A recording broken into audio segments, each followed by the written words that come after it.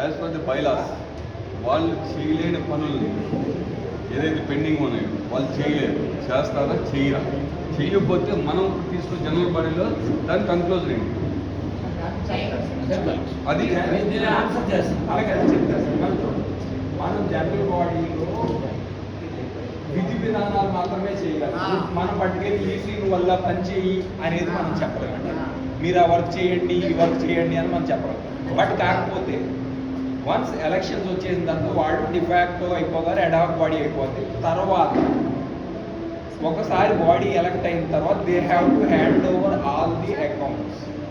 If they have ఒకవేళ వాళ్ళు accounts మనకి ఆ న్యూ బాడీకి హ్యాండ్ ఓవర్ చేయకపోతే they were be penalise and they will be disciplinary action taken against them. It is already there in the existing bylaws.